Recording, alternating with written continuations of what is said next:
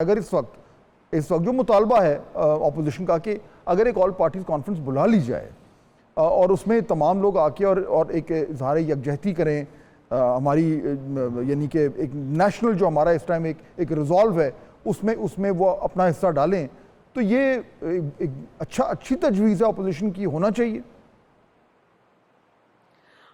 کوئی اس میں حرج نہیں ہے، لیکن آج سینٹ کے اجلاس میں جو ہے وہ ہم نے یہ دیکھا کہ جتنی پارٹیز پارلیمنٹ میں موجود تھیں سینٹ میں ان سب نے یکجہتی کا اظہار کیا ہے.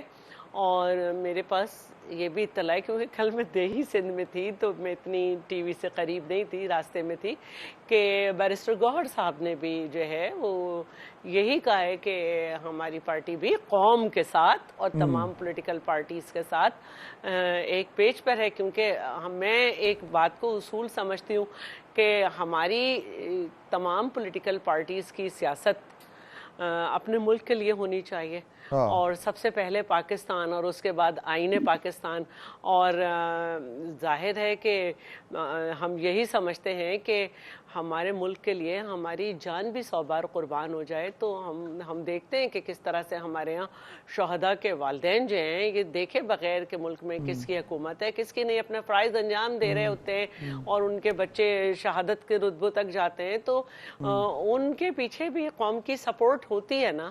تو ایسا نہیں ہے، میں سمجھتی ہوں کہ جس طرح سے قوم نے اس وقت سوشل میڈیا پہ اور جس طرح سے الیکٹرانک میڈیا پہ اور سب نے سپورٹ کر رہے ہیں، اور کیوں نہیں کریں، اس ملک ہی کی وجہ سے ہم سب ہیں.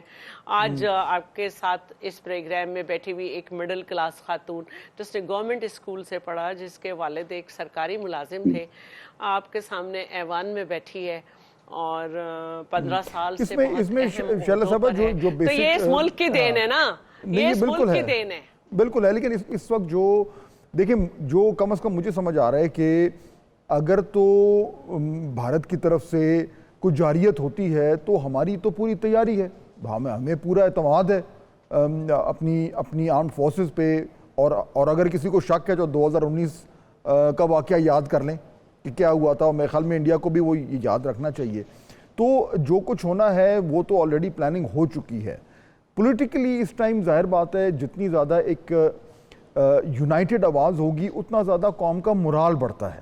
اور یہ تو نہیں کہ اگر ایک آل پارٹیز کانفرنس ہو جائے تو اس سے جو ہماری ملٹری پلاننگ ہے اس میں کوئی فرق پڑے گا، صرف مورال میں فرق پڑتا ہے. لیکن آپ جس طرح بات کر رہی ہیں اور میرے خیال میں بات درست ہے کہ مورال اس ٹائم پاکستان میں بڑا ہائی ہے. بلکہ میں آپ کو بڑی انٹرسٹنگ بات بتاؤں، مجھے کل کو ایک بندہ کوئی شخص کہہ رہا تھا انہوں نے کہا اصل میں انڈیا کو یہ بھی پرابلم ہو رہا ہے کہ پاکستان میں بہت سارے لوگ ان کو سیریسلی نہیں لے رہے.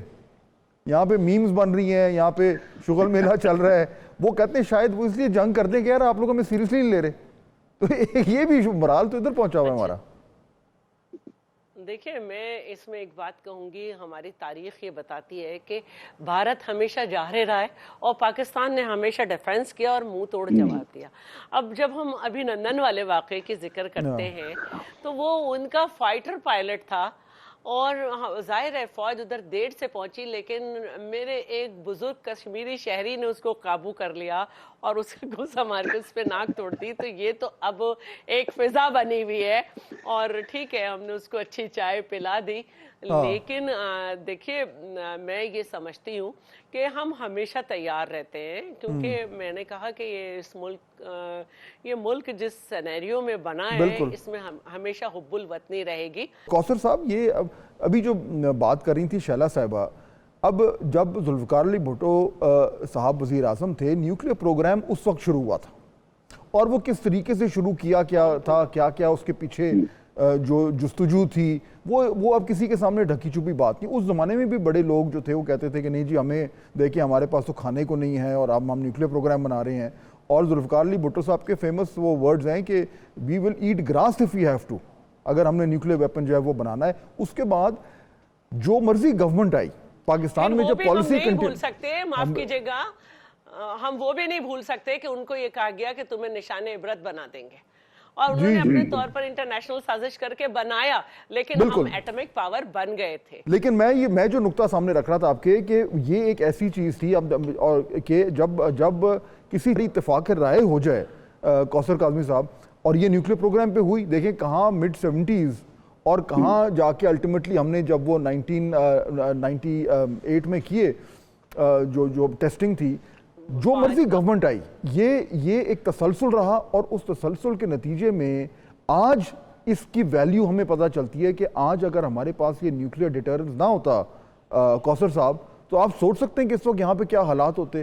سو continuity and consensus on some fundamentals بہت ہی امپورٹنٹ ہے پاکستان کے لیے. دیکھیں ابھی ہم سارے یہ ذکر کر رہے تھے کہ ہم نے بھارت کی طرف سے جتنی بھی دھمکیاں آئیں جنگ کے حوالے سے، ہم نے ان کو سنجیدہ نہیں لیا.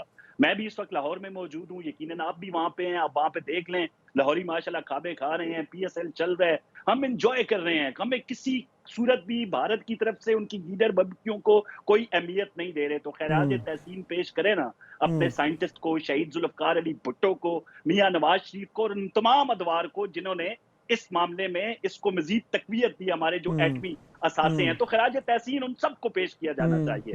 لیکن اس میں کچھ ایسے حاکم گزرے ہیں فہد صاحب جنہوں نے برملا اس بات کا اظہار کیا کہ اگر بھارت کے ساتھ ہمارے تعلقات بہتر ہو جائیں تو ہمیں ان ایٹمی اثاثوں کی ضرورت نہیں ہے. وہ بھی چیزیں آپ کے سامنے ہیں.